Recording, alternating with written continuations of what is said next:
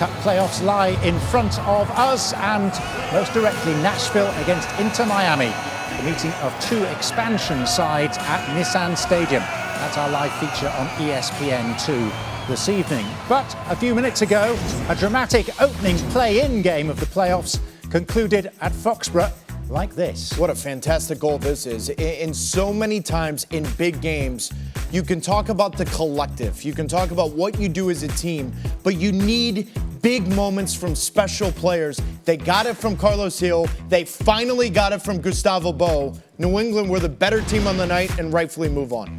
So that's how the bracket looks at the moment, with Nashville hoping to go to Toronto. Miami would be at Philadelphia, depending on what happens. Kickoff in Music City is upcoming.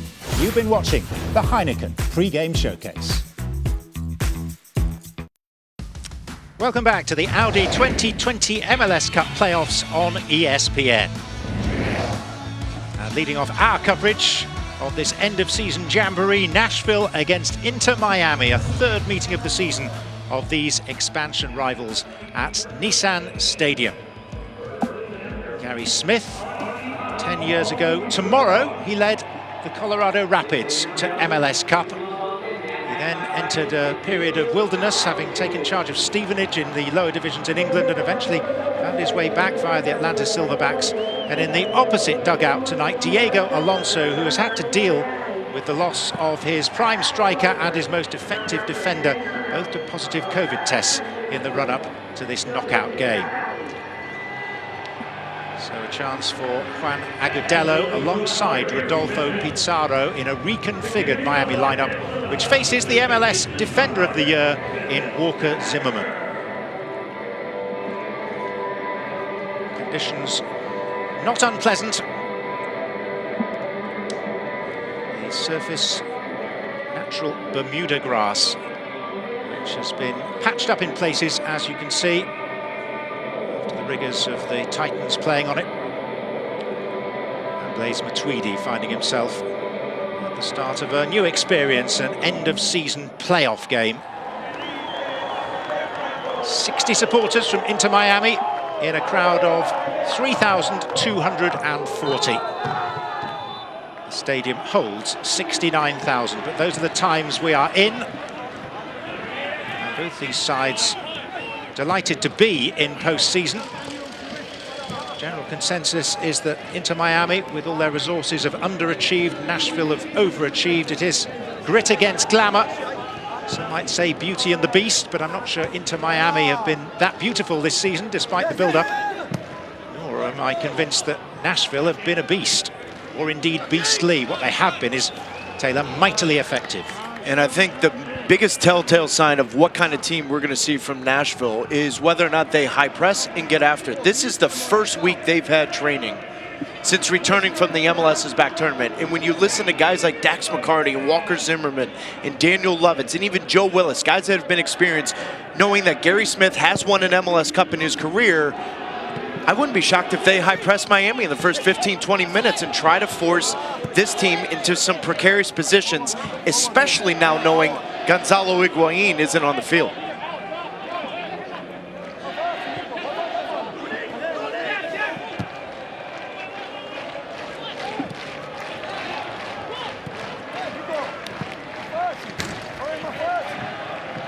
Nashville, as ever, in the yellow at home, or in the gold, if we give it its proper title. Side who've won 4 of their last 7 games and only suffered 3 defeats in their last 17. They've become really solid citizens.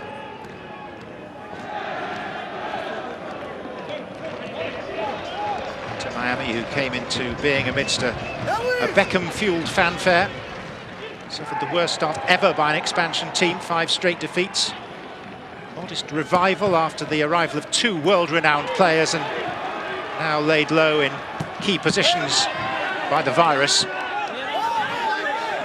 Nashville too have suffered at the hands of COVID. Of course, 9 players tested positive, which led to the club's withdrawal from MLS's back.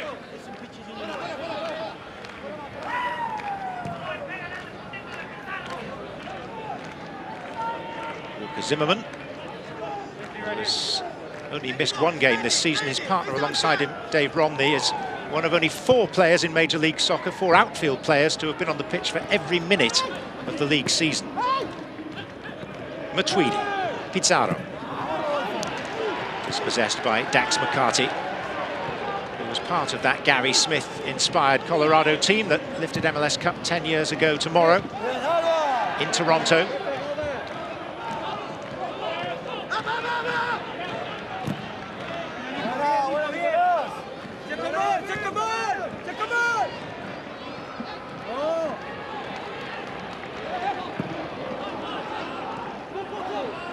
Alistair Johnston, in the right back position his own.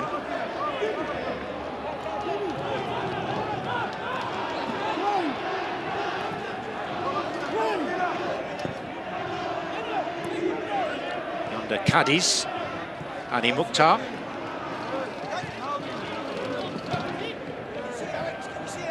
Nashville starting a game with all 3 of their designated players on the pitch for the first time. Cadiz has only appeared off the bench up until this point, but he's been getting progressively more game time week on week and improving his fitness. Well, and the other part of it is Mukhtar's been in and out of the lineup, in and out of training. There's been a ton of inconsistency from his game, and yet when he has been available and fit and operating at a high level, he has the ability to take a game over.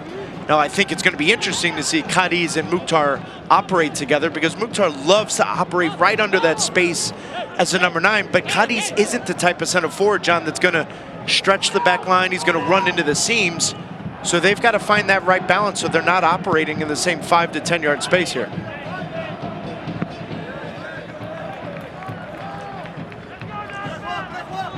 Yonder Cadiz is on loan from Benfica, for whom he's yet to appear. They paid just under $3 million to Setúbal for his services.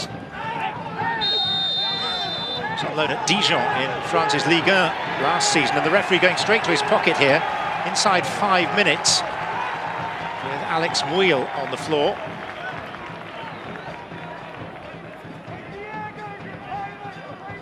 He may have got his hand as far as his pocket, but did he give a yellow? He didn't seem to brandish the yellow. Well, we're hearing that he did. Ismail Elfath, who this week was named the MLS Referee of the Year.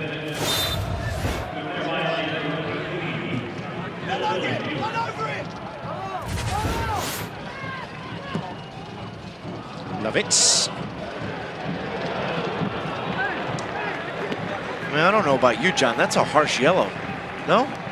This early in the game? And that's the conversation he's having right now. Diego Alonso is having the conversation on the sideline with the 4th official. That just changes the game now. Look at him. He's having the conversation with his young player. And Dylan Nealis is that now all of a sudden he's thinking about that. He's got the yellow card behind him. Difficult spot. Hani Mukhtar. Now Alex Muil, none the worse for wear after that challenge. Lovitz. Muil. Lovitz on the outside by Nico Figal. Godoy. Johnston. And Muil going down. The referee blowing his whistle. You know, the one positive, John, for Miami tonight having 3 center backs is when you're dealing with set pieces and then you deal with the ball that's cleared out, the second ball coming in, you naturally should always have someone on that back post, right? So in this situation, it's Alvis Powell. On the other side, it's going to be AJ De La Garza. So Nicolas Figal then can read it a little bit, plays a little bit of a sweeper. That's what Diego Alonso was extremely confident about this setup in this 11, even without Gonzalez Perez being the stalwart in the back.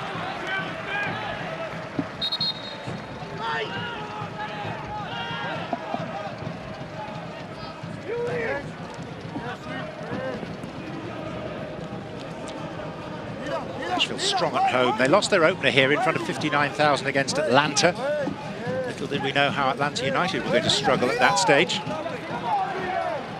And then they lost their last home game of the regular season as well, but it's just 1 defeat in 10 at Nissan Stadium for Nashville.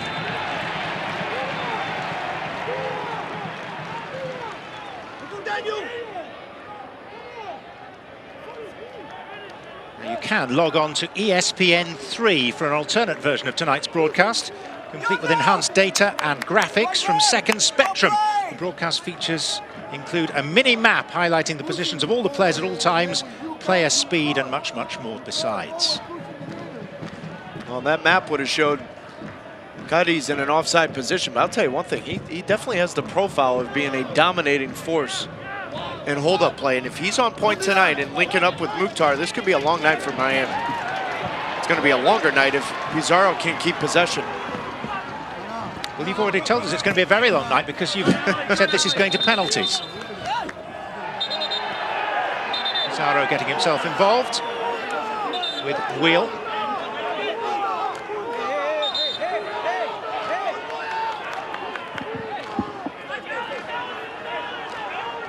Pizarro's had quite the week with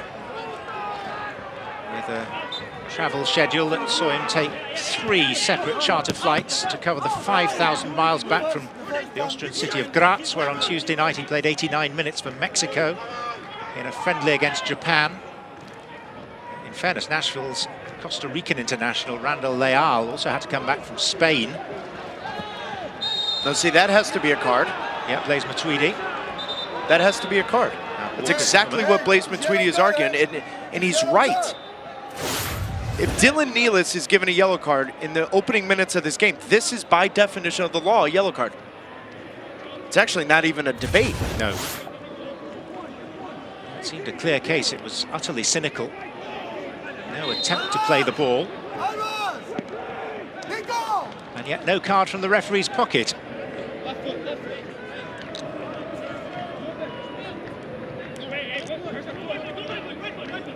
Miami, you sense, still trying to settle into this game. Lewis Morgan, the Scot, with the free kick.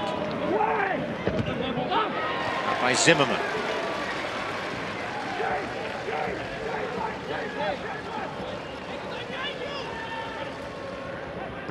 Morgan. Pizarro. Mikey Ambrose. Beyond Agudelo. And then off the chest of Lovitz for a corner. Yeah, the issue for Miami without Gonzalo Higuain is that how many runners can you get inside the box? When you get in these dangerous spots wide, yes, you've got Juan Agudelo, but where's the support in and around that? Daniel Lovitz feeling the little bit of pressure from Nealis in behind. Now you've got a corner from Miami, but they've got to get runners in and around that 18-yard box, especially in and around that man, Juan Agudelo. First corner of the night for Inter Miami, taken by Lewis Morgan. Powell levering an opponent off the ball and conceding a free kick. Just a third start of the season for Alvas Powell. Optimistic suggestions that Inter Miami might have been awarded a penalty on the part of Diego Alonso. Hear him saying to the fourth official,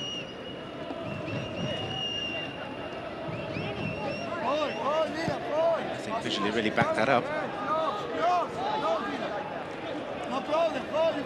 So in that back 5 for Inter Miami, 4th start of the season for Ambrose, a 6th start for De La Garza, a 3rd start for Powell. Andres Reyes suspended, Leandro Gonzalez Pires testing positive for COVID. And here is the German, Mukhtar. Yeah, but Cadiz was off. So it's whether or not the assistant referee raised the flag, but before this play happened, before this tackle happened with Wheel, Yonder Cadiz was in an offside position here. This ball's played here, he's off. So the whistle should be blown here.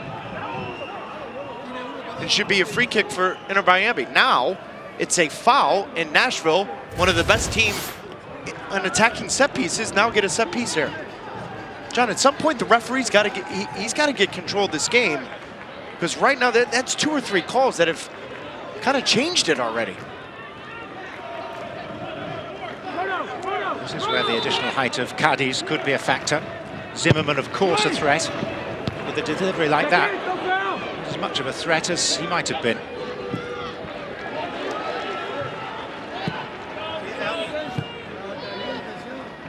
Lovitz will play it back to the goalkeeper, Willis. Pitch here generally plays a lot better than it looks. Well, the hardest part is Tennessee Titans played an NFL game here. I think it was, what, 7.5, 8 days ago. That's why you see the lines, and that's also why you see where the NFL players are on the sideline. That grass is pretty much gone. When they build that stadium, that place is going to be rocking and rolling. Very similar to what the NHL did in Nashville. Nashville's going to have the exact same kind of impact with the soccer team in their stadium. Yeah, the historic fairground site, 27,500.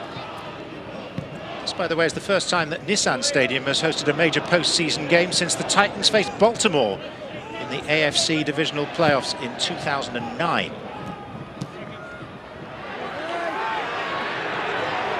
Randall Leal, good strike, great strike, super goal.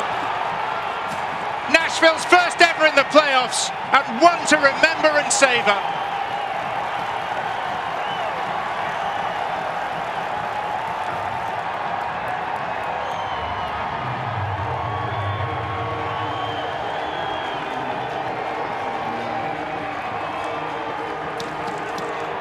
That left his boot like a rocket.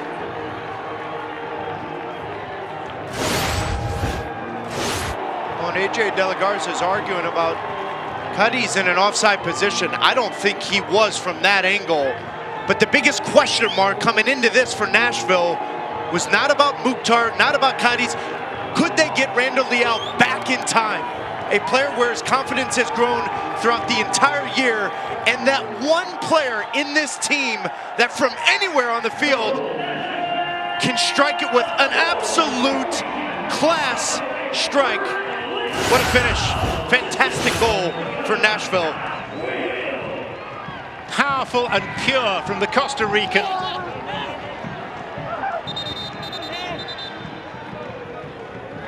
Blow to the head of yonder Cadiz means a temporary stoppage here. Just a pity that only 3,000 people, plus Gary Smith's coaching staff, here to savour that and enjoy a moment that'll be talked about in these parts for a long time to come. Just a fantastic strike. And when you play direct, it's all about second balls. Alex Muil looking for that. Now the ball deflects. He's in behind Blaise Matuidi. Blaise Matuidi's arguing with AJ De La Garza to step here, but it doesn't matter. From about 30 yards out, Leal just strikes it perfectly as you look at our target goal cam. What a strike. John McCarthy's left picking the ball out of the back of his net. What a goal. At the end of quite a week for Randall Leal. Suffered one of the lows of his international career on Monday night when he played for Costa Rica against a team that isn't even a country in its own right, the Basque country. Costa Rica suffered the embarrassment of defeat. And a lengthy journey to Nashville, and my word, he must feel it's worth it now. All the effort that's gone into getting himself here.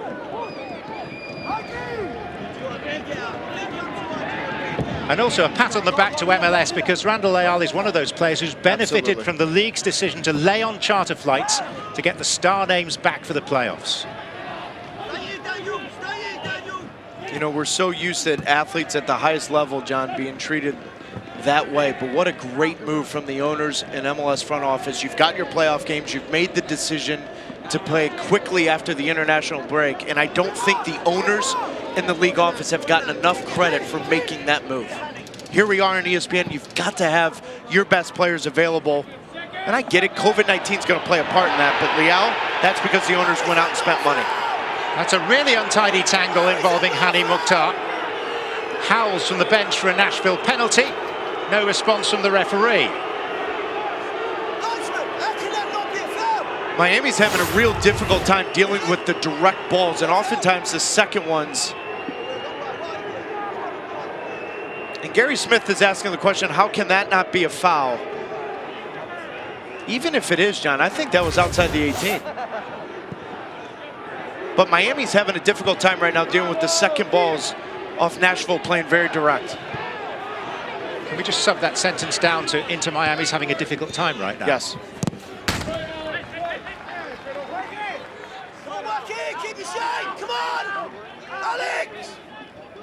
How much scrutiny is on the key figures at Inter Miami? I mean, is there a sense of underachievement? Is the heat on?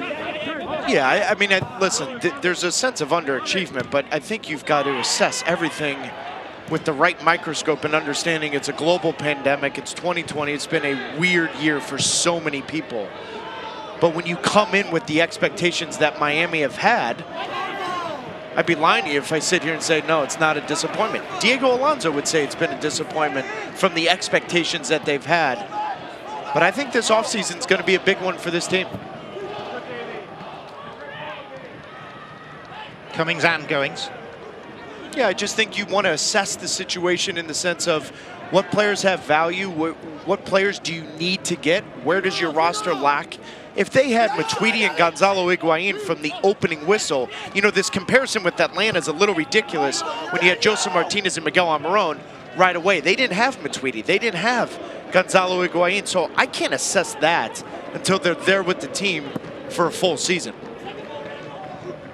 But as Pizarro still remains with the Mexican national team, John, is there an offer or two out there that you look at and say, well, I don't know, maybe that intrigues me?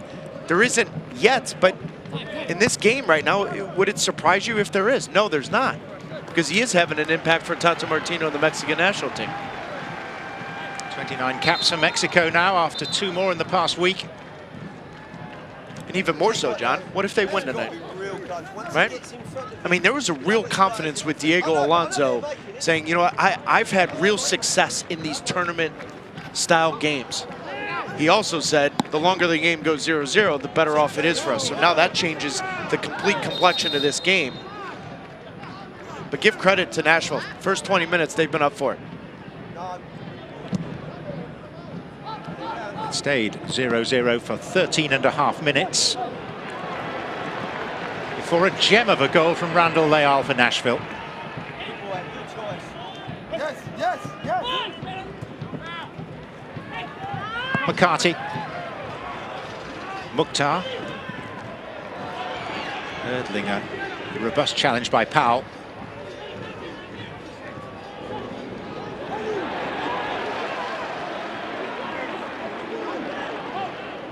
Leal.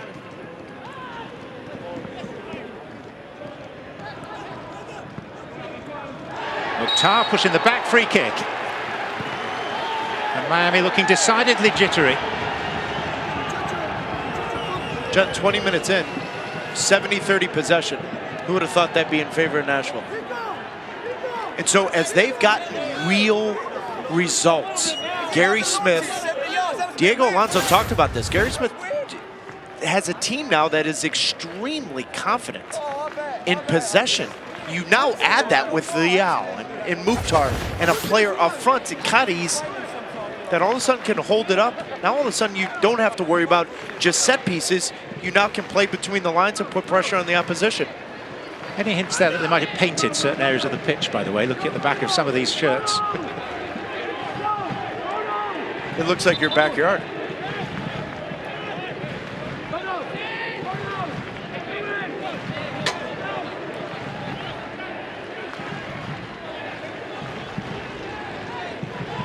Five Nashville players in yellow waiting to attack this.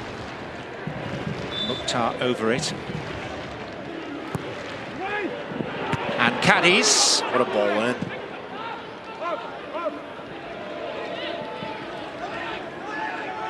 Rescued by Johnston.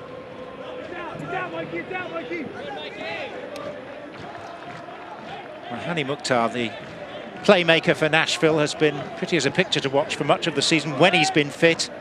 $3 million signing from Brøndby in Denmark, but previous experience in the Bundesliga and in Portugal too.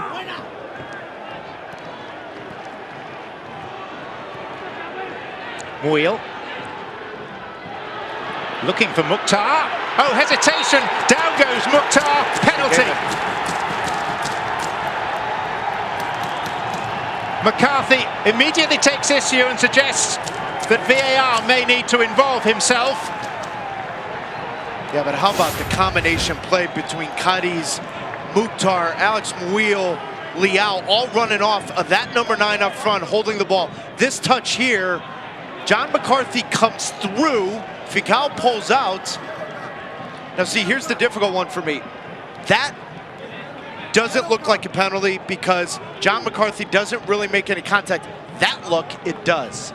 So now the question has to be, is it definitive that he did not? And the answer to me, John, is no. I think that remains a penalty. It's difficult. Once it's been given on the field, there needs to be clear and obvious reason before it can be overturned. The penalty has been checked. It is confirmed. Because it's not clear and obvious that John McCarthy came out and did not impede Mukhtar. A bit of gamesmanship from Pizarro. Now, Nashville have only had one penalty this season. Mukhtar took it. It was against Miami, and he hit the bar. It was to the keeper's right. So this is uncharted territory for Nashville. Hani Mukhtar scores Nashville's first ever successful penalty. And they lead by 2 in their first ever playoff.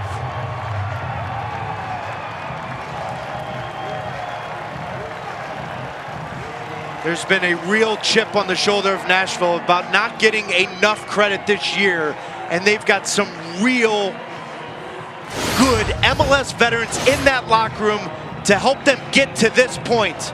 Now, John McCarthy comes off his line. He tries to pull away from that. VAR is going to say, nope, you still made contact with Mukhtar. He steps up, buries the penalty. But this is more about the statement that Nashville has made under Gary Smith in the opening 25 minutes of their first MLS playoff game, saying we belong here and we are going to own this spot here tonight. What a start. Now, there are some historical echoes for Gary Smith because 10 years ago when he led Colorado to MLS Cup, they got there having finished 7th in their conference, which is where Nashville have finished this year, and in a season in which they played across both conferences. Much has happened to him betwixt and between, but he's back with the bit between his teeth. Those enthusiastic London tones barking orders from the sidelines. In live action, was it a dive? I didn't think the fall was commensurate with the contact, so to the extent that he embellished what contact there was, yes, for me. Simple yes or no would have done, but yeah, I agree. But I also agree with you, it pains me to do so, but I do agree with you that it having been given on the field, there was not sufficient evidence to overturn it. Yep. So difficult for referees when players are so obviously looking for contact, seeking out a shoulder, an arm, a trailing leg over which to go. What's interesting for me though, John, is during warm-ups, John McCarthy had the helmet on. And in the game, he doesn't. Yeah, he does have a history of concussion issues, doesn't he, from his college days.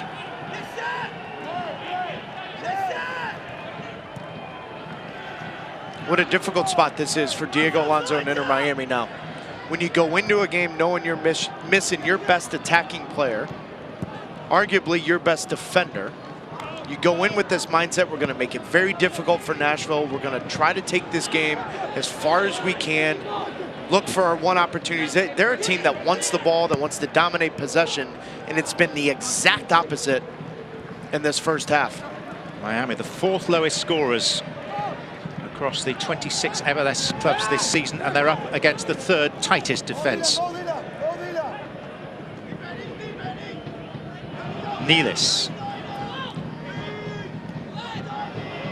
Morgan. See, this is where I'm confused though, John. Morgan's your best attacking player, been the most consistent. He's an out-and-out direct winger, and he's playing through the middle.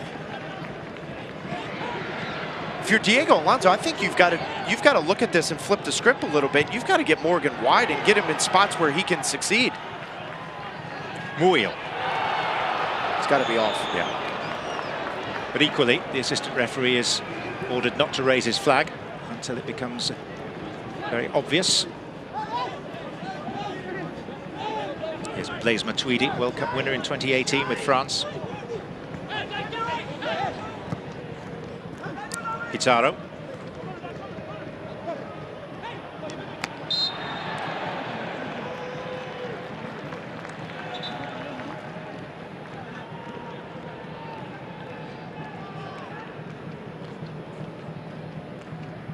I mean, look at that.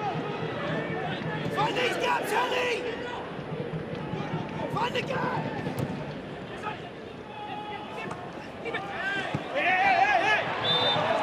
Just drifted out of play before retrieved by Mukhtar. They've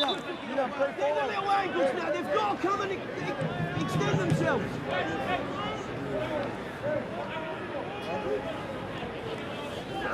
You know, one thing Gary Smith and this Nashville team worked on during this week of practice, the first real week of training they've had since returning since the pandemic, John, is actually how do you play with a lead? You know, they don't want to be a team that wants to sit in and defend for 60, 70 minutes. And I know people listen in saying, well, listen, that's the Nashville team we watched all year. That's because they didn't have the opportunity to train. How they deal with this over the next, I'd say 35, 40 minutes is going to be very interesting. Can they keep possession is one thing, but can they still keep their foot on the gas and put Miami under real pressure, but play in Miami's end and not just sit in front of their 18 and kind of beg Miami to come at them? I mean, the other question is, does Miami have enough on the field to get after them? That's a different conversation. But this is a real good experiment, I think, for Nashville heading into some bigger games if they hold on tonight. Keep it moving, Yonder!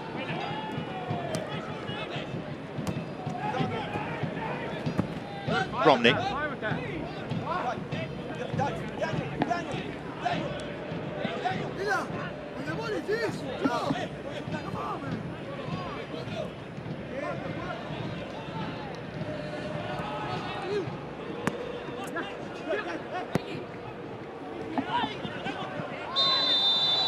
Morgan pulls up, having had contact made with his face. And a yellow card comes out for that infringement. Mr. Johnston, the culprit. Yeah, but see, this is better. This is where I want Morgan.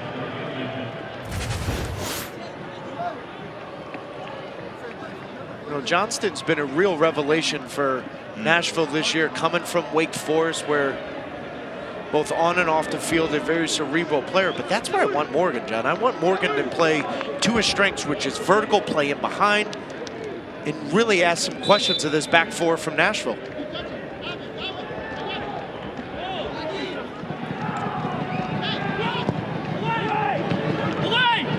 On towards Pizarro. And behind for a goal kick.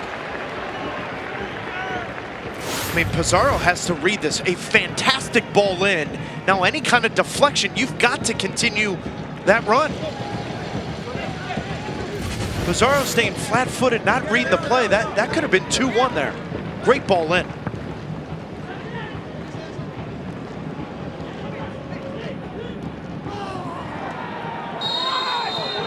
Again, the referee well positioned. Will trap with the yellow card for the foul this time.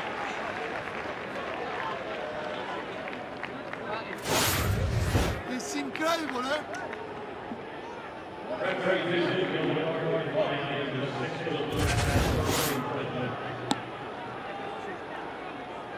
John, is that a yellow? Incredible, eh? It's incredible, eh? He doesn't think so. Touch the ball, please. Yellow card. It's incredible. Go full. I mean, we'll trap one possession, right? How's he supposed to get his leg out of the way after he wins the ball? Explain that. Take your time! See the pictures! Keep an eye on Walker Zimmerman here. Roberts delivers. Nealis with the header. Pizarro. Mukhtar. To Miami, already preparing to send on a substitute with Matthias Pellegrini down below. This is Nealis. One for Morgan to pursue, and Romney had a head start on him.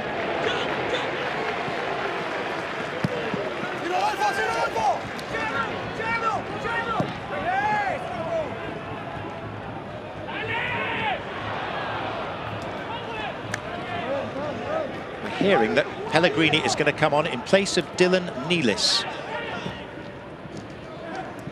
Tighten up now, Alex!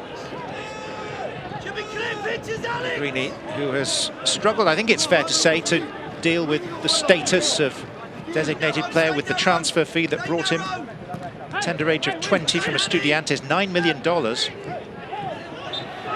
as yet had the desired impact on the field.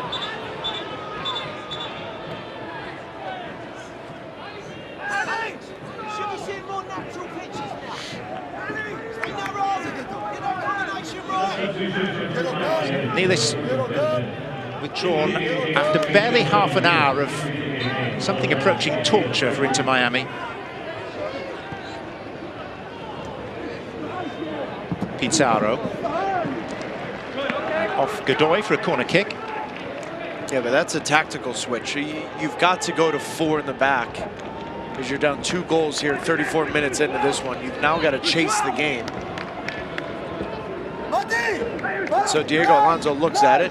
Nealis rightfully comes off. He's on a yellow, but more so it allows then Pellegrini to push forward. But more so Morgan can now play in a more advanced position and try to get Miami back into this one. Morgan. Zimmerman. Then Mukhtar.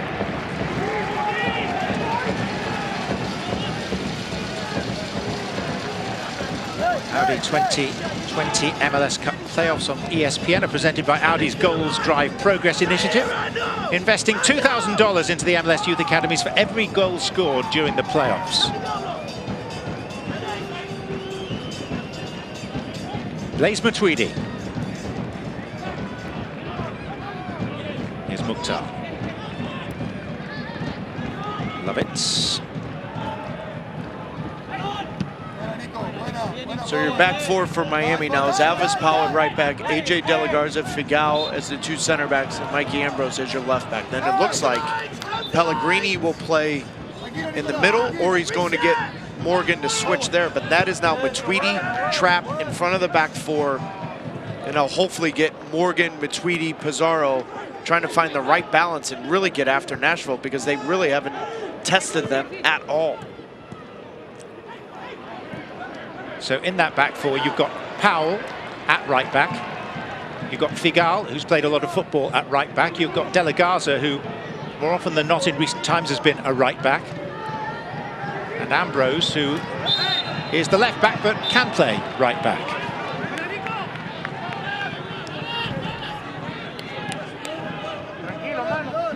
And at this moment in this game, Inter Miami are right back on their heels.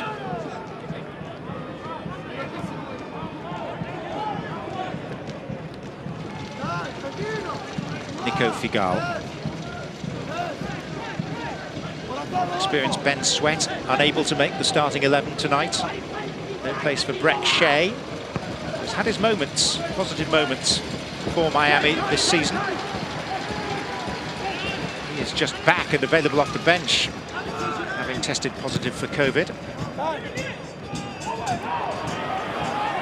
Mukhtar.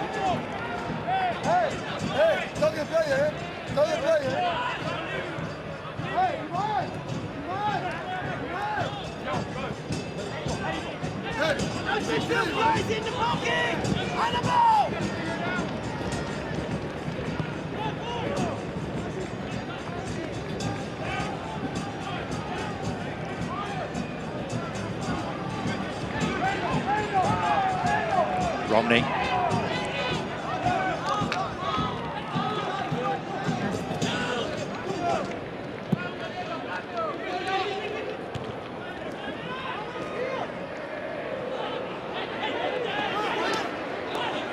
Agudelo.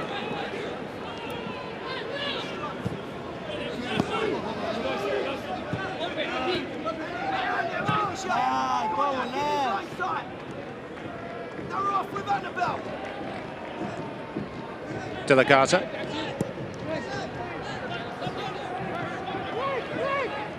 Matuidi to Pizarro.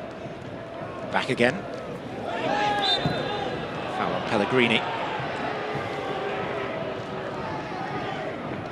You know, Zimmerman's lucky to not be on a yellow because I still go back to that shirt ball and Blaise Matuidi. That should have been given a yellow. This just good spot from Pellegrini to get Zimmerman out of that very comfortable possession and try to get him away from Romney.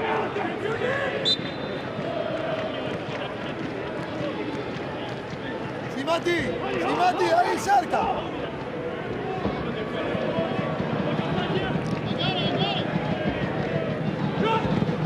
Morgan. It's a useful asset of his that he can take set pieces with either foot. Given his form this season, Lewis Morgan very much hoping to next summer be a part of Scotland's assault on Euro 2020. Not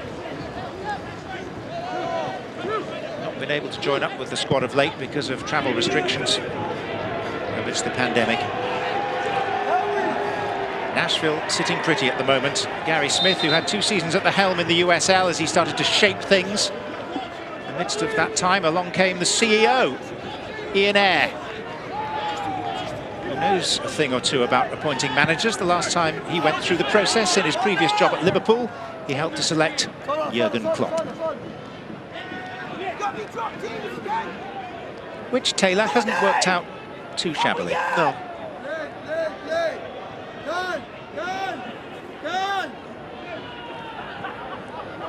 Gary Smith, an Arsenal fan who grew up in the shadow of White Hart Lane, the home of their great rivals Tottenham.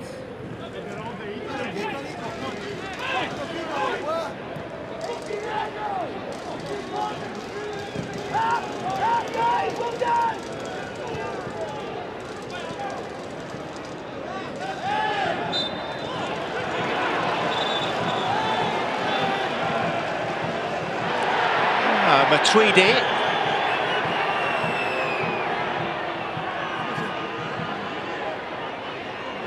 Giving as good as he was getting from Randall Leal.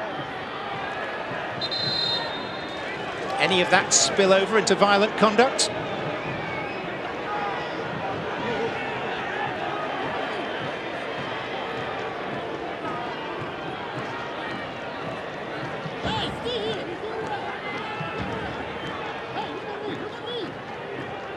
All other parties asked to leave the scene.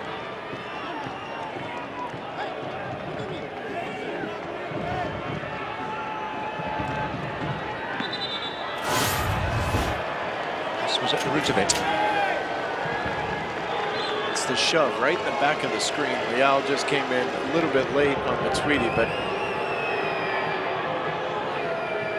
you know what I call these, John? Baby games. Morgan. That could be your challenge for next season. Find a replacement for baby games. No, why would I? It's the perfect description of what that is.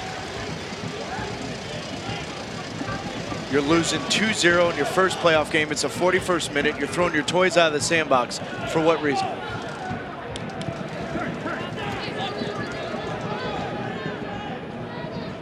Well, either change it or copyright it. The Audi 2020 MLS Cup playoffs continue on ESPN on Sunday with a pair of matches from the Western Conference. First at 7:30 Eastern, Minnesota United hosting Colorado.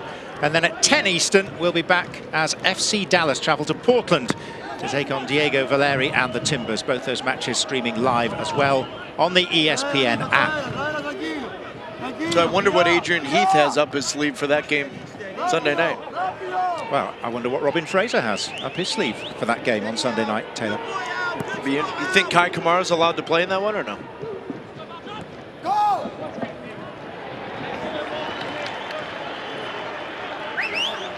You're goading me. And I will not respond. Not on the air, anyway. Half-time approaching at Nissan Stadium. The goals, Randall Leal with a beauty inside quarter of an hour. And a Hani Mukhtar penalty that he himself won.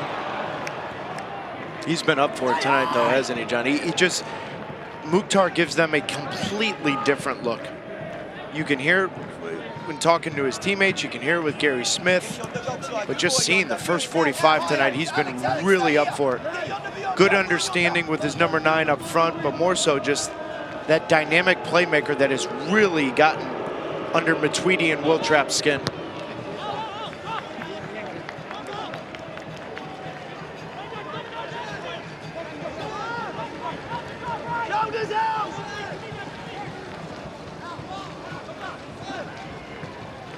You know, the odd part of this first half, too, though, John, is Gonzalo Higuain on or off the field. Does it really matter? Well, not with the record he's got, and not with the way that they played tonight, because he wouldn't really have been involved. Agreed. But his record is 1 goal in 804 minutes, 13.5 hours of football. Even that wasn't from open play. It was a wonderful free kick. So far, the most expensive player in Major League Soccer this season has missed a penalty, suffered a red card, started a fight on his debut, and now he's tested positive for COVID.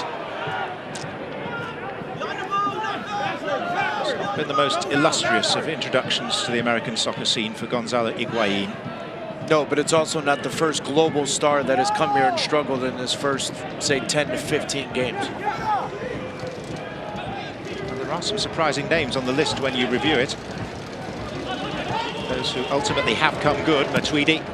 Thierry Henry would feature on that list, wouldn't he? Yes, he would. Powell.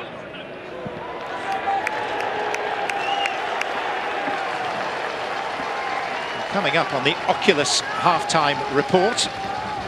Back on the best bits of the first half, including savouring that Randall Leal super goal again. And we'll look back at New England's dramatic late winner from Gustavo Bou that knocked Montreal out of the play-in round to the playoffs.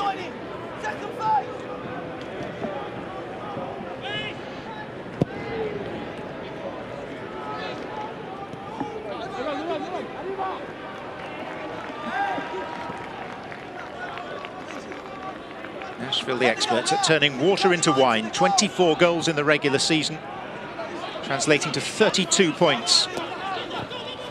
They have become more potent as the season has gone on. 5 goals in their first 9 games, 13 in their last 8. A question of bedding in. Harry Smith likes to build his teams from the back. Here's Morgan. And Mouille able to clear comfortably.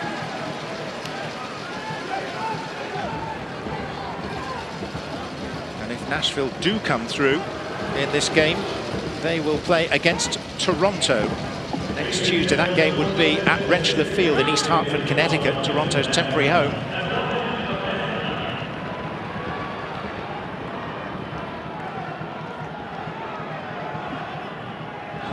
It's the solitary extra minute. Here's Will Trapp.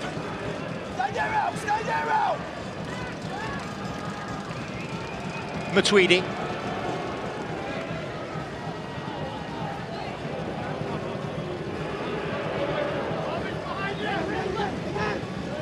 Ambrose.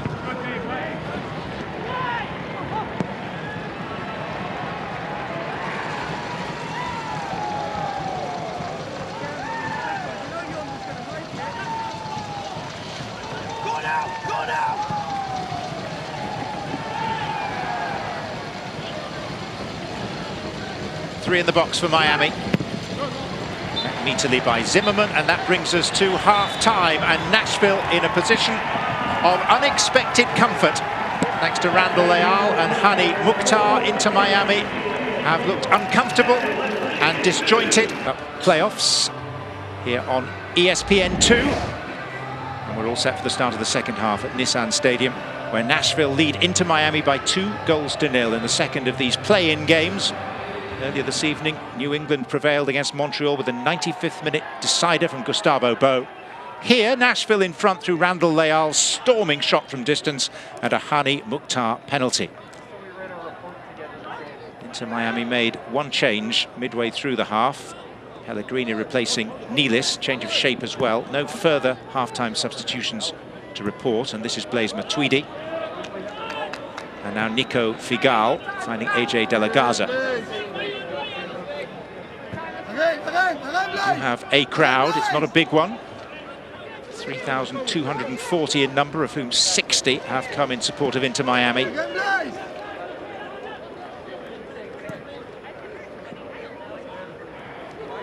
Pellegrini was impeded, and a free kick given by our referee Ismail Elfath. They come in hope And that hope is being severely tested.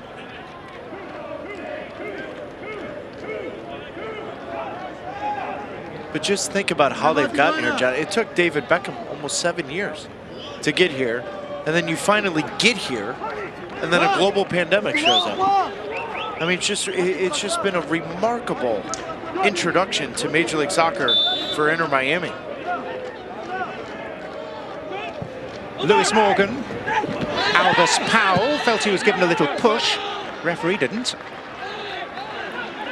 Powell seemed favourite for that at one stage with the ball in flight. What a fantastic ball in it was from Morgan. And listen, Juan Agudelo and even Diego Alonso are saying stall this so they can look at this for video review. Fantastic ball in.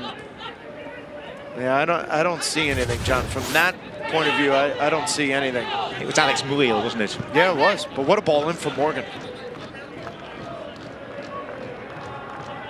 Lewis Morgan's form has been a bright spot for Inter Miami this season. Not necessarily the most vaunted player, the former Celtic man in Scotland. He's produced to the extent of 5 goals and 8 assists.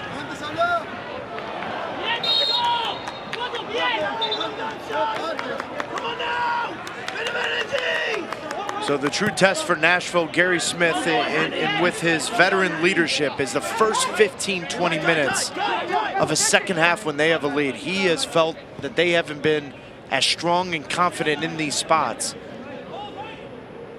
We're going to get a good indication of what that week in training was all about and how well they worked this over the next 15 to 20 minutes here. Well, they've already exceeded his expectations at the outset of the season. Told us I would have bitten your arm off at the elbow just to have finished anywhere in the top 10. In the end, they made it up to 7th. Home advantage in this play-in game. Here is Ambrose and Pellegrini. Best moment for Inter Miami so far. And this has been the biggest frustration with Juan Agudelo in his career. Alvis Powell delivers a perfect ball. From this point right here, Juan Agudelo, who pulls down Walker Zimmerman, you have to get on the end of that ball. The life of a goal scorer is in these spots. He gets away with this tug here on Zimmerman. You've done that. You've gotten away with it. You have got to get on the end of that. What a wonderful ball in from Alvis Powell. That's why Agudelo averages only a goal every 5 games in his career. Here once again is Alvis Powell. Winner of MLS Cup with Portland back in 2015. Ambitious to try himself.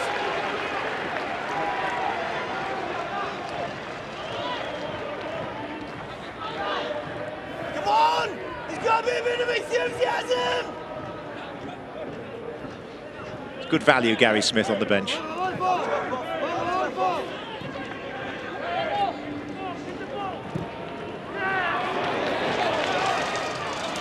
Johnston.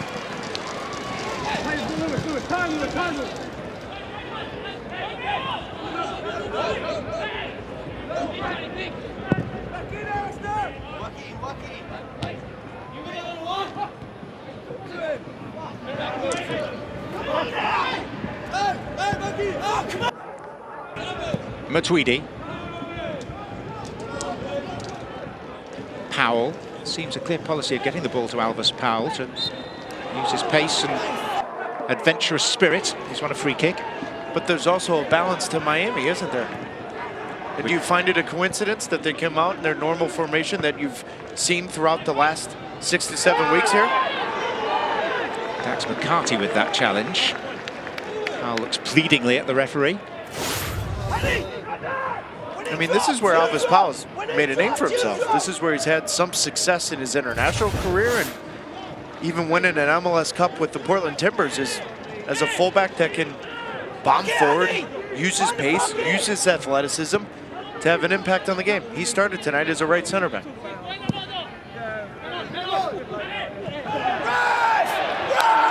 Looked like a push by Ambrose.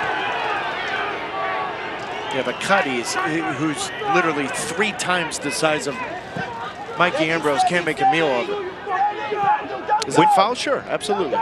We're not expecting Cadiz to go the distance. No.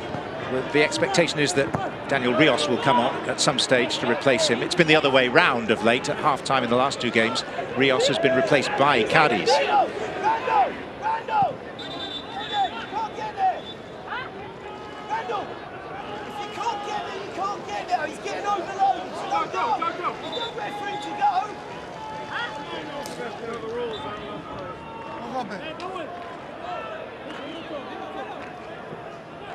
What is going on right now? I mean, look at Dax McCarty, Pizarro, everyone's...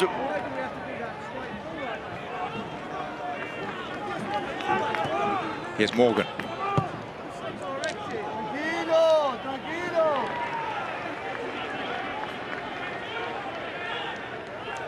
McCarty.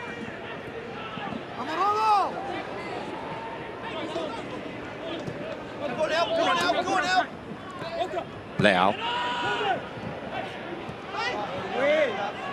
Morgan. Good spot there from Will Trapp. Pizarro. Matuidi. Look at the space that Powell has got. Lovitz wondering whether to go and meet him or not. Pizarro. Well, part of the reason why you're seeing Alvis Powell with so much space is Alex Murillo's running with his head cut off at times, and if you switch the point of attack very quickly with 2-touch passing, as we've seen with Matuidi being the facilitator, Alvis Powell's going to find himself some real space going forward. The question then, though, is what's the next move? Can you combine with Agudelo and play him behind Lovitz and then get Romney and Zimmerman to separate? Or is Alvis Powell going to be 1v1 for the majority of the game, and he's got to deliver that final ball? The key when you go up against guys like Zimmerman and Romney is, John, you have to get them separate. You have to isolate them, and that's the one task for Juan Agudelo to try to pull off. We saw it with that one opportunity that he needed to get on the end of, but that's where Pizarro has to have a real impact on the game. Force Zimmerman and Romney to make a decision so that you can get more 1v1 situations going forward. Because right now it's too easy for Romney and Zimmerman with everything in front of them. McCarty. Lovitz.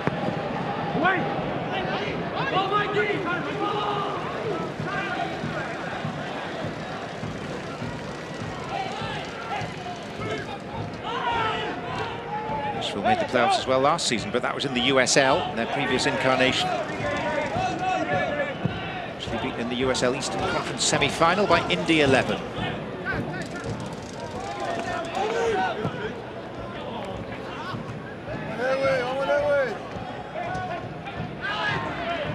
They used the 2 seasons in the USL to lay some of the foundation stones for this inaugural campaign in MLS.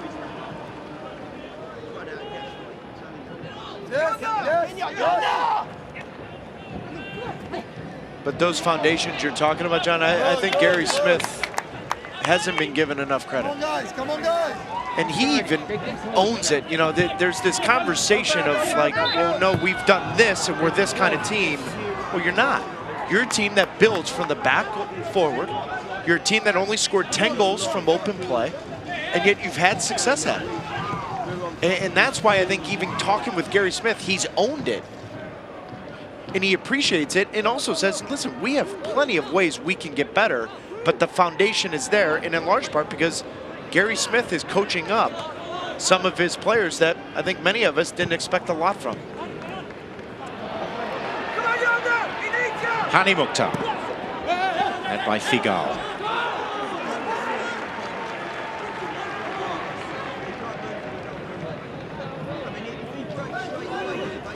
But the notion that they are Moneyball in finding new ways to do this, Walker Zimmerman's $1.25 million allocation money. Matuidi finding Pizarro. Corner. Just so good from Dax McCarty. So many of the little things throughout his entire career, he's done it. This is a very, very precarious position for Nashville, and Dax McCarty makes a 35 to 40-yard run to recover to make sure that tackle is there on Pizarro.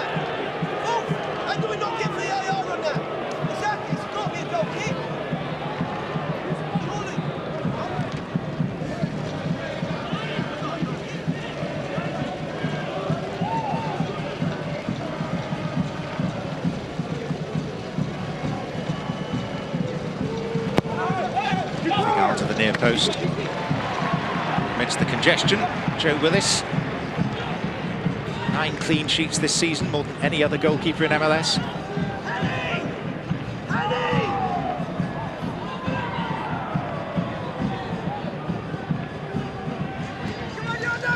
This is Alistair Johnston.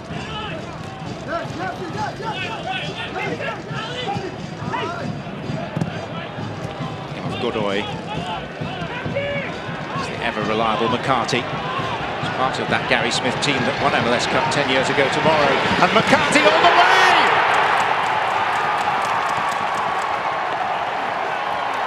Well, might he jump for joy!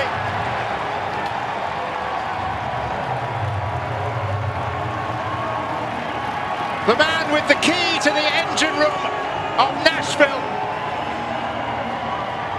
driving them towards the next stage of the playoffs. And easily the most accomplished player on this roster for Nashville in Major League Soccer. So many of the little things on and off the field, the leadership in the locker room, but throughout his entire career, he's always had the ability to pop up in spots and score big goals. Oftentimes for the New York Red Bulls, it's been on set pieces. But for the second time tonight, not a single soul from Inter Miami wants to step up and stop penetration right through the middle. And what a fantastic finish from Dax McCarty. And that surely puts the nail in the coffin for Inter Miami. Second goal for the club. Just the 24th of his career, spread across 15 seasons. But it's one that, in all probability, extinguishes the last remaining vestiges of hope for Diego Alonso and Inter Miami.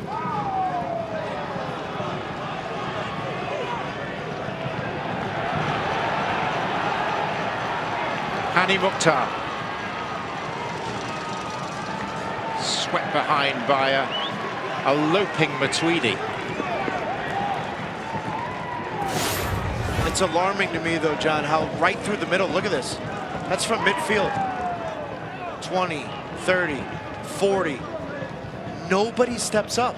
Not a single soul. Gary Smith doesn't care. From AJ De La Garza or anyone on Inter Miami steps up. Leao's finish, and then this one.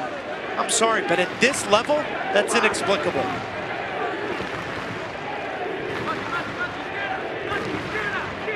10 years ago, he suffered at the hands of Gary Smith in a showpiece. Now he's helping him.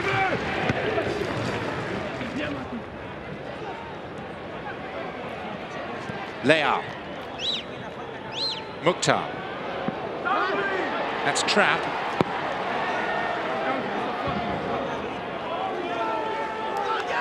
And now Alistair Johnston.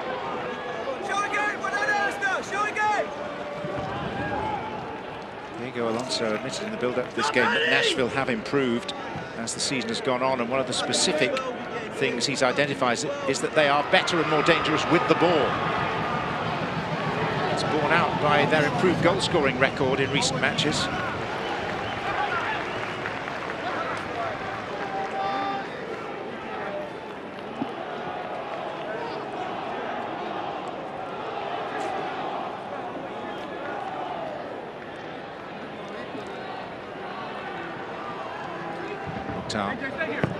Lovitz, awkward for De La Garza.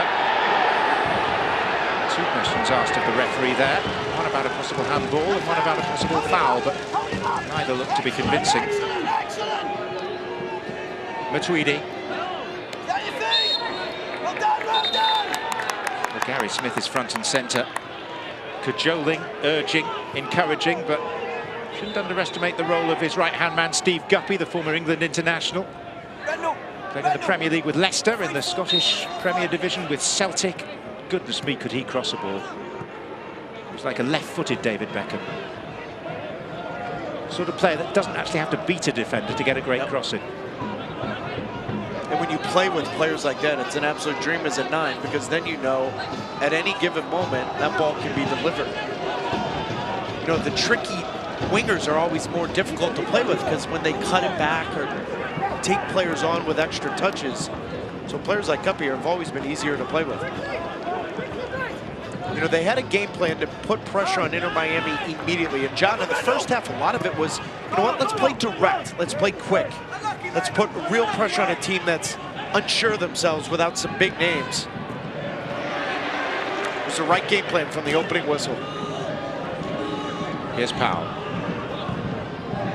Pizarro.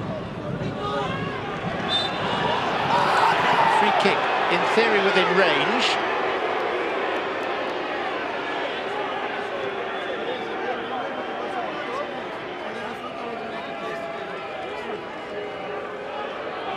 Victor Ulloa is being made ready.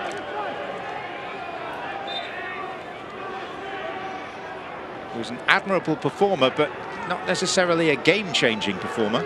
And we're told he's going to replace Will Trapp. And Carranza is going to come on for Agudelo up top.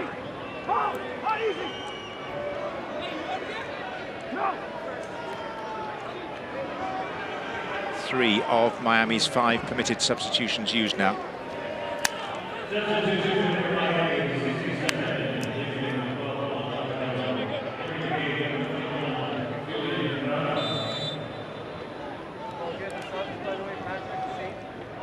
Seems to be interesting Lewis Morgan, who stands up and really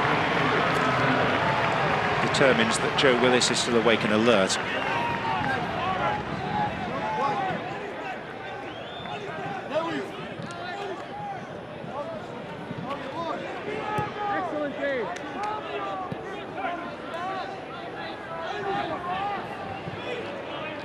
It's looking like a 5th defeat in their last 6 away games for Inter Miami.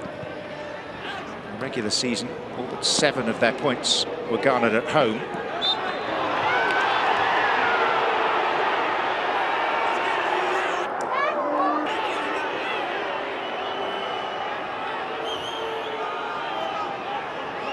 Their travels, they only managed to win 2 of 11 games at Atlanta and the Red Bulls.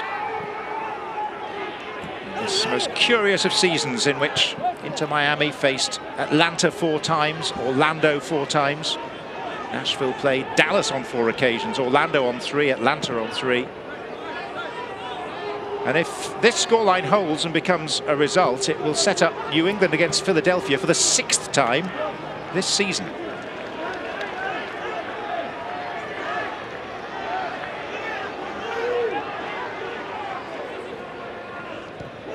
Three subs on the way shortly for Nashville.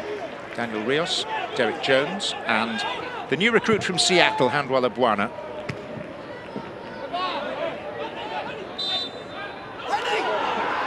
Second half possession has been in Inter Miami's favour, 60-40, which is a very different tale to the first half. Pizarro. Morgan.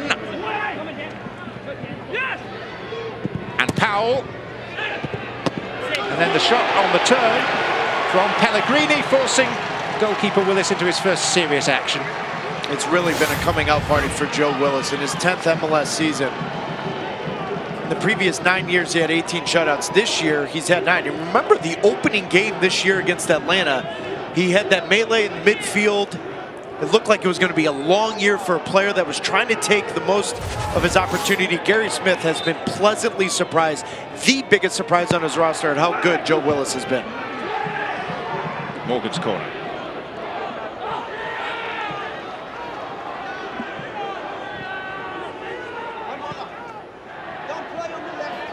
And Morgan caught napping, and the referee plays advantage.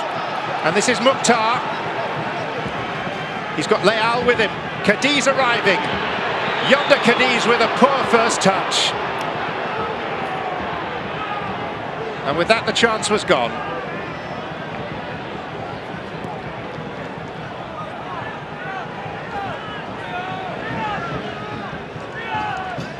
Turn up, Alex! Well done! Pellegrini. 2 of Nashville's 3 goal scorers are going to be removed from the fray. As they should be, John.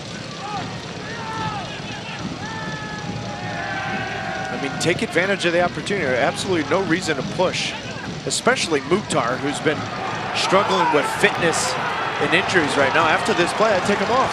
3 against 2 in favour of Nashville, but Mukhtar Can't extract full advantage.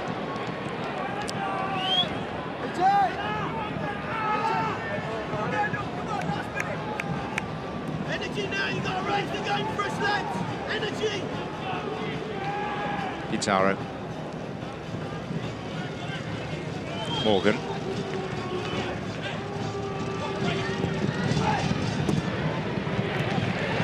Pizarro with time to weigh it up. That's the cue for the substitutions. Still no piece of rope, no lifeline for Inter Miami.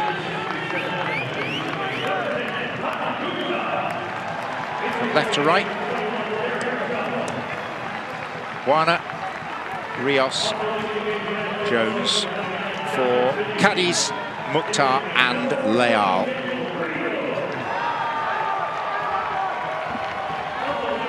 Leal having left his calling card in emphatic fashion. Just in a wonderful spot here, taking advantage of no pressure from anyone of Miami, setting it up with just a fantastic strike. John McCarthy had nothing to do with that, and that set the tone for Nashville tonight against Miami. What a goal. And his reward, after a couple of weeks of intensive international travel all the way to Europe and back, is an early withdrawal. Hani Mukhtar has got 67 minutes in the bank. It's only his second start in the last 10 games. He's the X factor, isn't he? Yep. Yep.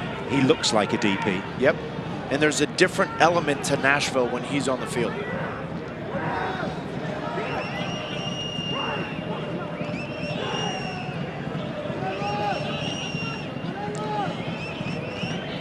Morgan with this.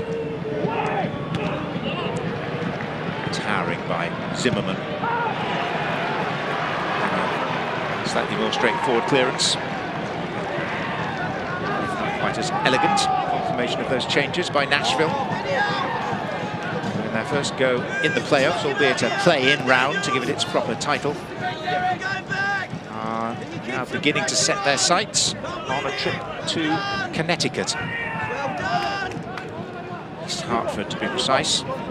Pratt & Whitney Stadium at Rentschler Field, the temporary home of Toronto, who they didn't beat in the course of the regular season. It will be a first ever meeting of those two sides if they can see this through. Well, that's the hard thing about some of these playoff matches, right? I mean, San Jose and Sporting Kansas City haven't played since August of 2019. But that doesn't really matter, because with San Jose it's so unpredictable that any previous history really doesn't matter at all. That's a good point. But I also find that in an odd year like we are having in 2020, somewhat exciting. You're going to see Nashville and Toronto for the first time all year. What will that look like, especially against a team of that pedigree in Toronto that has done phenomenal in these playoffs over the last 3 or 4 years? You know, how does Nashville deal with that? Frustration from Mikey Ambrose might be enough to see him go into the book.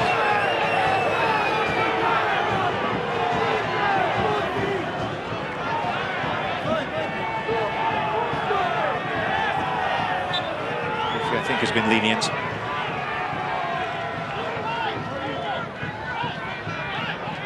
A little bit of petulance creeping in, which is maybe unsurprising.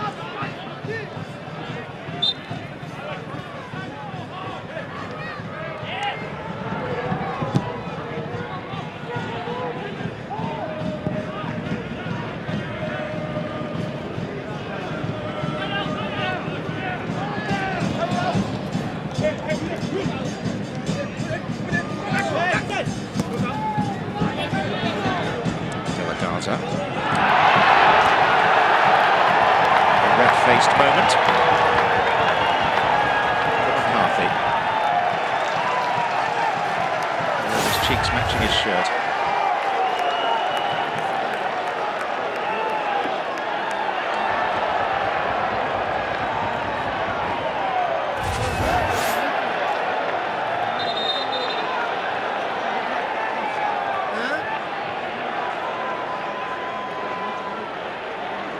Diego Alonso has had such success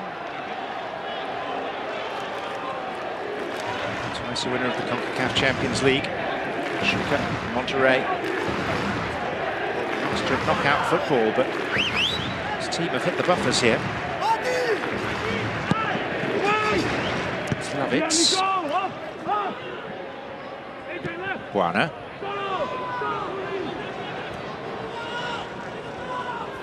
Pizarro.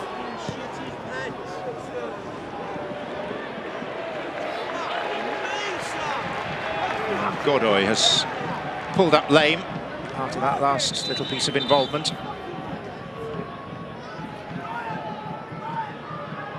Well, and this is interesting because he came into this game a little bit of a question mark with a hamstring. And when you talk to the Walker Zimmermans and the Dax McCartys and the Gary Smiths, they immediately mention that about Godoy. Immediately.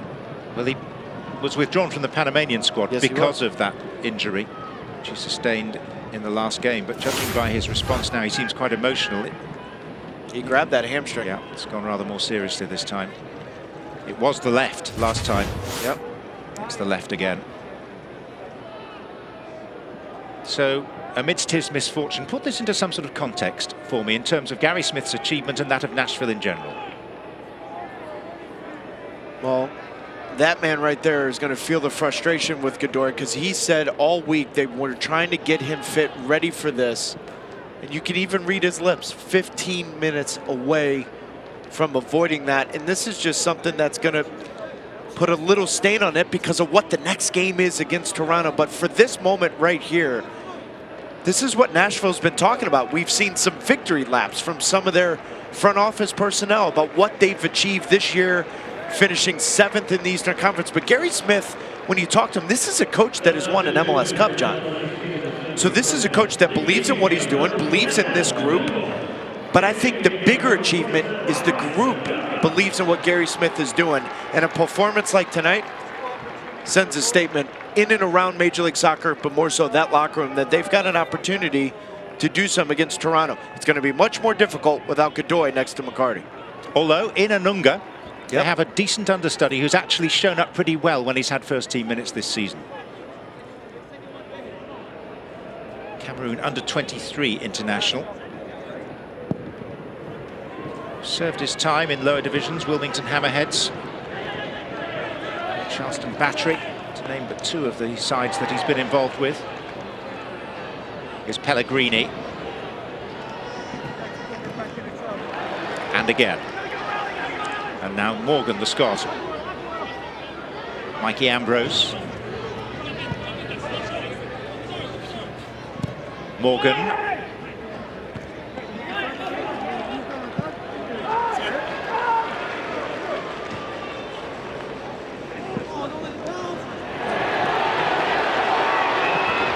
And Nashville sensing a chance of a fourth, but Derek Jones went down in installments.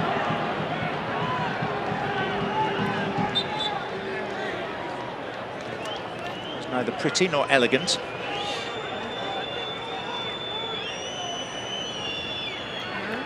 And another injury concern Daniel Rios this time for Nashville.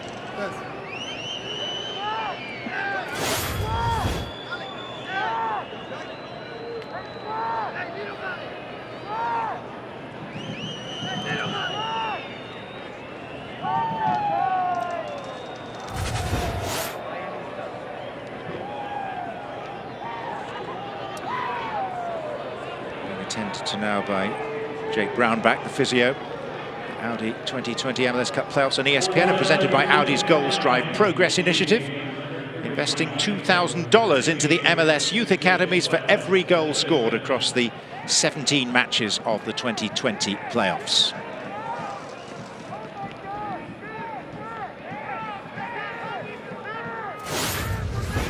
John, I want to go back to Dax McCarty's goal. Now, we're talking about a World Cup winner in Blaise Matuidi. Now, you tell me if this is good enough. You tell me if this is the leadership that they paid for. You tell me that is what is expected of you as a central midfielder.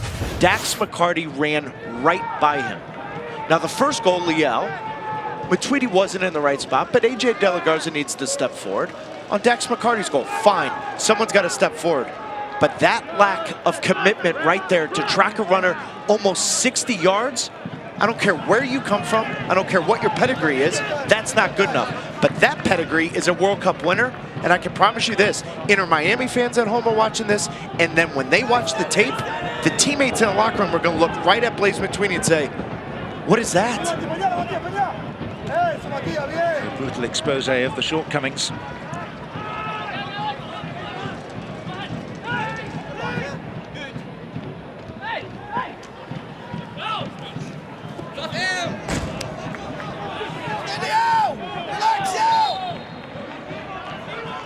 So we're looking at an injury, Ben Sweat.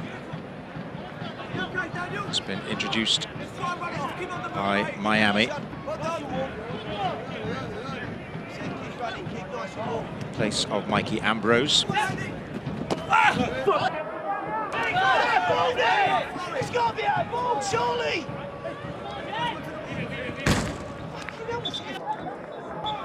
Is it for a foul or out of ball, surely that?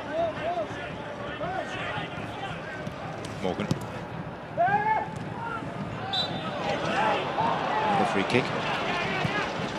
ESPN's coverage of Serie A continues on Sunday. Napoli hosting AC Milan, and that of course means Zlatan Ibrahimovic. Coverage begins at 2 o'clock Eastern on ESPN and the ESPN app.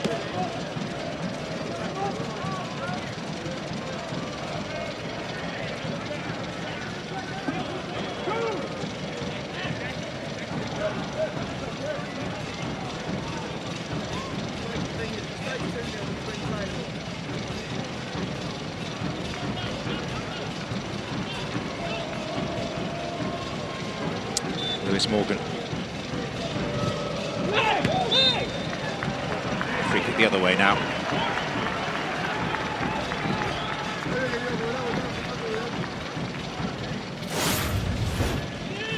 Come on now, let's go again! Get him up, Dax! Get him up! He really is value for money, isn't he, Gary Smith? Our effects microphone, I don't think he's actually that close to it. It doesn't need to be. But you can find 200 figures like that on an area of London land called Hackney Marshes every Sunday morning, where there are hundreds of football pitches side by side, all with fairly chirpy Londoners either playing or coaching. Not with Gary Smith's ability, but same approach. Daniel Lovitz joining in.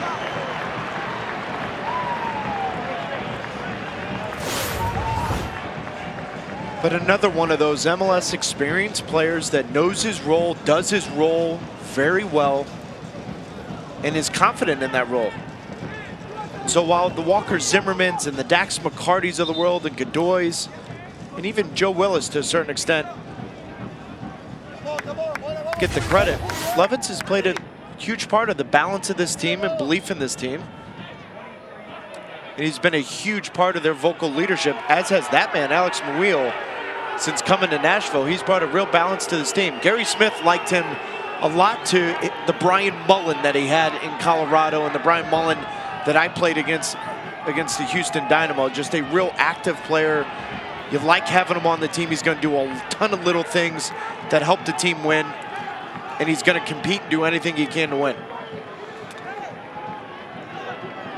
This is just in danger of taking a little bit of the gloss off, seeing Wheel leave the pitch, not apparently seriously injured, but as he's replaced by Taylor Washington, clearly slightly restricted, and that plus Godoy. A couple of issues for Nashville to fret about over the next few days. Their next game is on Tuesday, assuming that they do complete this victory. You were talking about Daniel Lovitz. His reward, if they do go through tonight, is to come up against one of his former clubs in Toronto.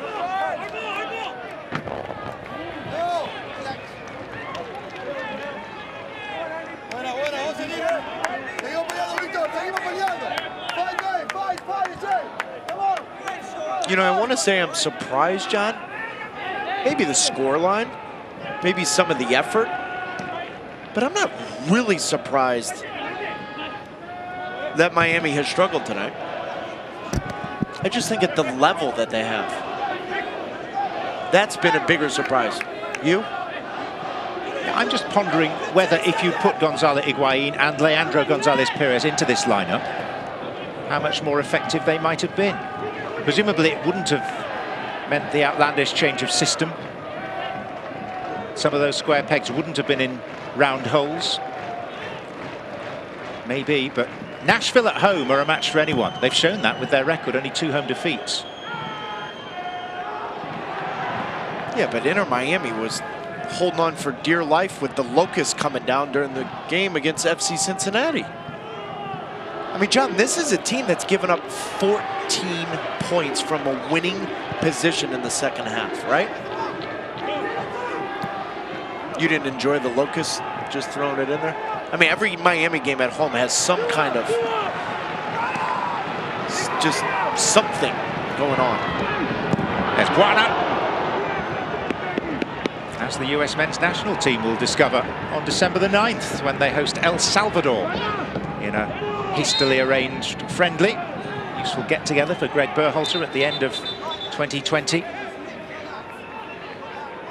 be able to see that in due course on our air. And ahead of that, next Friday, 12:30 p.m. Eastern, US women against the Netherlands, a repeat of the World Cup final. You can enjoy that on ESPN2 on the app as well.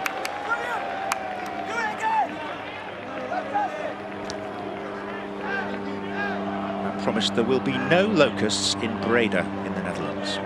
I mean, this is how weird 2020 was. Did you see the live shot of the owl at the Inter Miami game with a dead bird in his claws? No. Tell me what.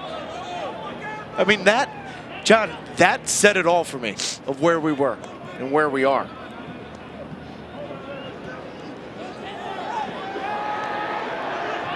There may still be 1 or 2 surprises left in store. Be good if they were nice ones.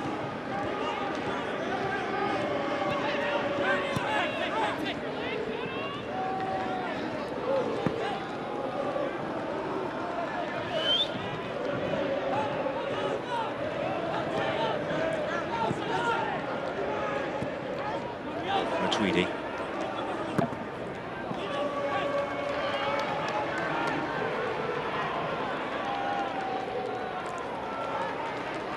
This is running away from Inter Miami. In fact, it has been for an awfully long time. The goals in the 14th minute, Randall Leal. The 24th, the Hani Mukhtar penalty. And the 57th, steered in by Dax McCarty. Get round him! Come on now, stay underneath!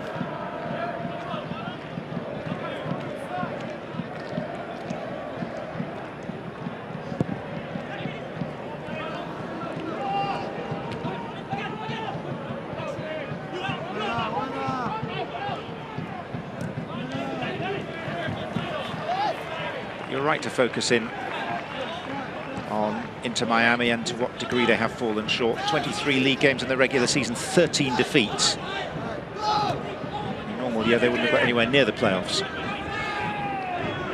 Especially constructed play-in round because of the disparity in the number of clubs between the East and the West.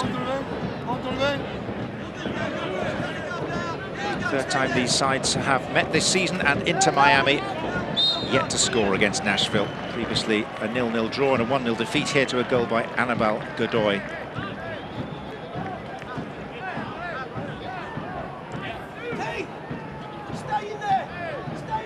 Doesn't leave a nice taste for Diego Alonso to finish the season in this manner. No, and how do you fix this? And how do you go about it? I mean, you're still in a global pandemic, John. I mean, COVID's running rampant in our country right now and in the world. So how do you fix this? I mean, that's the real question for anyone. That's not a Diego Alonso question. That's a question just in general. You know, this is a time that I don't know how to predict. It's something we haven't seen. And so when you have a level of expectation that Miami had and they embraced, and then you have this kind of season and this kind of disappointment, I don't know how you go about it. It's very unpredictable.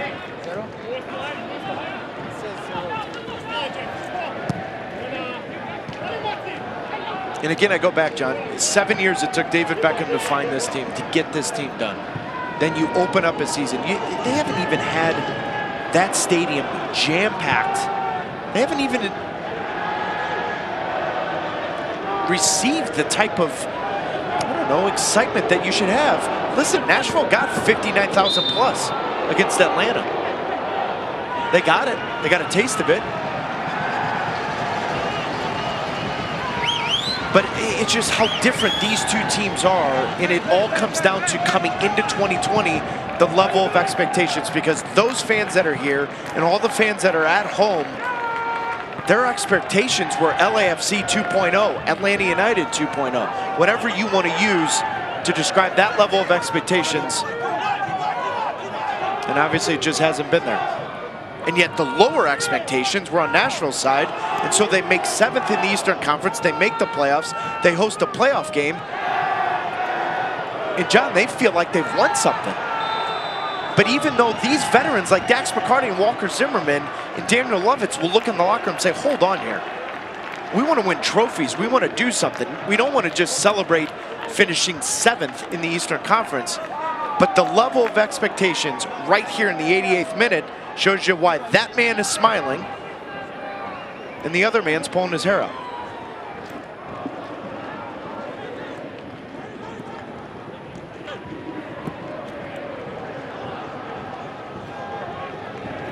Can they beat Toronto?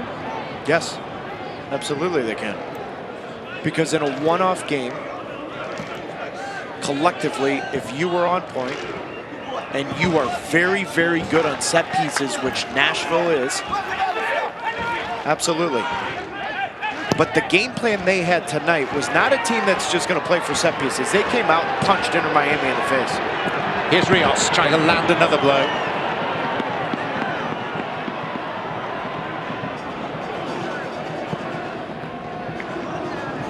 Pizarro.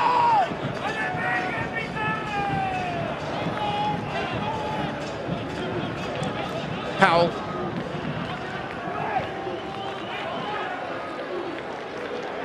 Matuidi.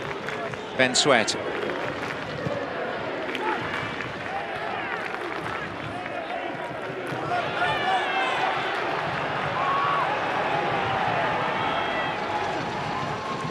McCarty. Lovitz.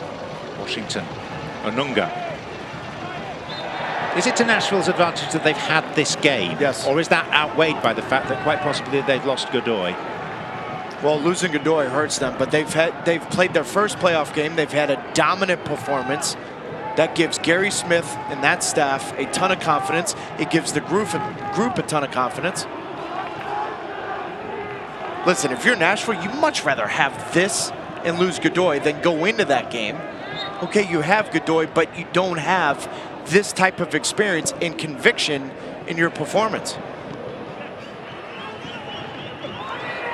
Rios. Toronto won't have played for 16 days. Yeah, but for a veteran type of team like that, John, I'm not totally sure I want to play a team like Toronto that has experience in winning big games, has the type of veteran leadership that they have. Will there be a little rust? Sure. But that's also a Canadian team that's had to deal with being in America, away from their families. There might be a new energy to that Toronto side that we haven't seen. I think it's a better game than I would have thought maybe 48 hours ago, and I think in large part because of the performance Nashville put in tonight. We're being told there will be no additional time. Which seems very strange because we've had 6 substitution windows in the second half, which should be 3 minutes straight up. Is that a man that's taking pity on Miami? It's been a discordant night in the Music City for Inter Miami, but one of triumph for Gary Smith and Nashville, who at the first attempt have cantered past their supposedly more illustrious opponents, and they will go toe-to-toe with one of the sides that set the gold standard, Toronto, at the next stage of the MLS Cup playoffs. Dax McCarty, a goal scorer, Hani Mukhtar from the spot. All of this after a truly special, indeed stunning opener from Randall Leal, and Nashville triumph by 3-0, and they march on to a meeting with last year's MLS Cup runners-up. There is a spirit, a band of brothers about this group, which bodes well as they face future challenges. But there's also that feeling while I'm watching this, John, in 2020 and how indifferent this year has been, where there's going to be 3,200 people in Nashville that talk about the story of being in Nissan Stadium and saying, we were there for that first playoff victory, and we were there for that wonderful goal from Randall Leal, the Heineken moment of the match tonight. A fantastic goal from Leal that set the tone for this team. But when you think about the small group of fans in the stadium, I mean, this is what you're going to tell your grandkids about what 2020 was. A small glimmer of hope and a fantastic goal that you saw. What a goal this is. We saw two wonderful goals from the New England Revolution earlier in the night. And 10 minutes into this one, we see this kind of goal. What a game for Nashville. First home playoff victory. An emphatic victory it was. And I'm delighted to say that the head coach of Nashville, Gary Smith, has put the headset on and is able to join us now. Gary, many congratulations. We talked yesterday. You said that in many ways you have exceeded some of your expectations. You said you would have bitten your arm off at your elbow just to finish in the top 10. I wonder, where does this experience tonight rate amongst those you've had in the American soccer scene over the years, acknowledging you've had the top prize of all at one stage? Yeah, listen, it's a fabulous performance tonight. I mean, the first thing I must say is, you know, this has been an incredibly tough year, and I have to tip my hat to the intergroup. I know they've had some problems in their camp this week. Preparations could not have been easy, and they've made the game very, very competitive tonight, you know, with some big faces missing. However, you know, we have to go about our business. We've had some of the problems of our own. You can see, you know, probably one of the most difficult pieces of tonight is losing Annabelle. It looks like he's done his hamstring. He was carrying a bit of a problem, but overall, a real playoff environment. I think the fans have done a terrific job. I know we're limited, but they've created a real nice feel. I thought our opening 20 minutes showed all of the passion and energy that you need in the playoffs. And we got off to a great start. And once you do that, you know, you give yourself such a good platform. And there was a period for sure where they got themselves back in the game, but that grit and resilience that I think we're a little bit renowned for now, it shone through at that time. And the third goal really, I think, was enough to seal it. Gary, I want to go to those first 20 minutes because first time in a long time that you, leading into this game, had some training. There looked like there was a real game plan to get after it the first 20 minutes. Just talk about how important that was, but more importantly, what you tried to do, because it looked like a different Nashville team than we saw the previous 3 or 4 weeks. Well, to be perfectly honest, Taylor, they changed the shape to what I expected. You know, a few problems with personnel, I guess, you know, lent them that way. However, the real emphasis was to try and get on the front foot a little bit more. We've had a couple of games here where teams have come and they've got on top of us, and we've done a terrific job to get through some tough periods. But there was some energy and some real passion and drive needed in our game. And it's not just having time on the training field. It's a little bit of recovery. It's not turning around and playing midweek. It's being able to get your training program right. And I think, you know, looking at that first 20 minutes, I couldn't have asked for much more from the group. You know, a cracking goal from Randall and a really inspired display from Hanny while he was on the field. So 4 days to turn it round and go again against Toronto, a side you've not met this season. But what are the particular challenges that you face in Toronto? Well, listen, they're a top side. They've got a lot of not just playoff experience, but actual championship experience, and some incredibly good players in that side. And I think out of the real top teams, what you see is a balance to their group. They're competitive. They're very well organised. They've got some wonderful individuals. They've got pace. They've got a threat. You know, it encapsulates what you would expect from a championship-winning team, and a team that does so well year after year. So, you know, we'll have our hands full, but we'll have a plan, and we'll go about our business as we do, and we'll make life difficult, that is for sure. You're great fun to watch tonight. Well done. Thank you.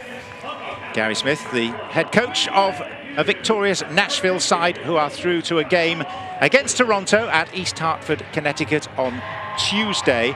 New England will go to Philadelphia to meet the Union for a 6th time this season. That is also confirmed by virtue of this result. New England having beaten Montreal with a very late goal in the first of the playing games earlier tonight. Bruce Arena's quote after the game was fantastic. He said they're going to arrive in Philadelphia, they're going to hand them the supporter shield because New England gave it to them. But all kidding aside, 6 times in 1 year.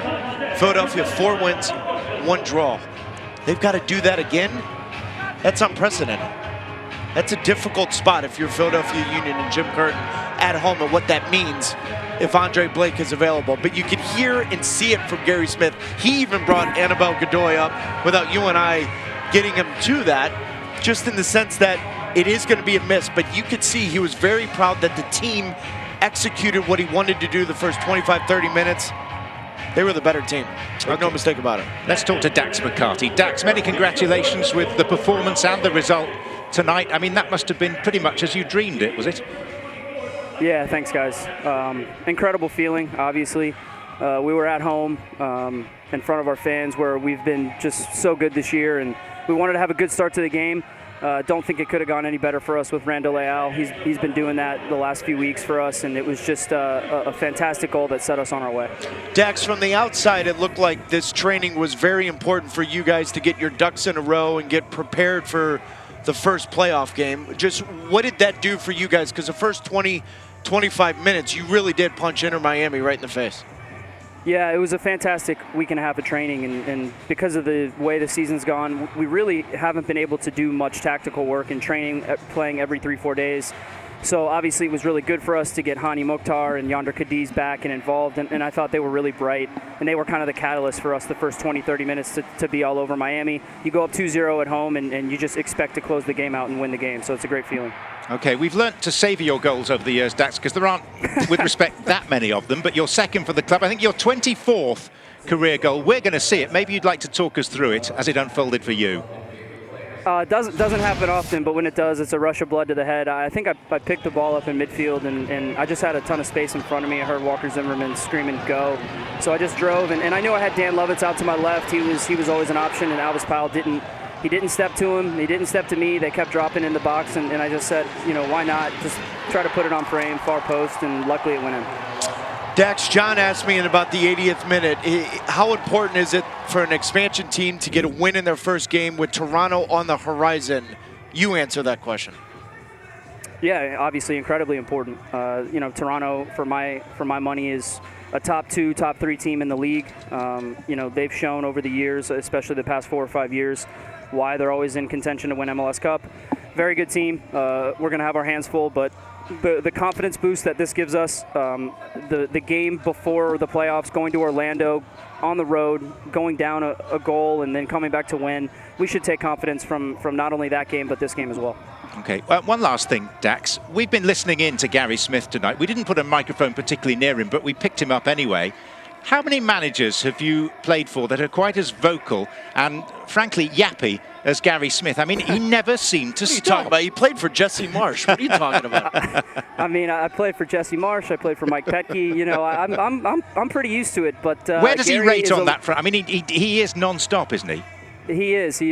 Gary rates #1 for me. He's got the English accent, so I can always tell it's him yelling. Sometimes with those other guys, you know, it was hard to tell. It was just another noise in the crowd. But with him, you know who it is. Yeah, and with only 3,000 people in, sadly, it means you have to listen and take notice.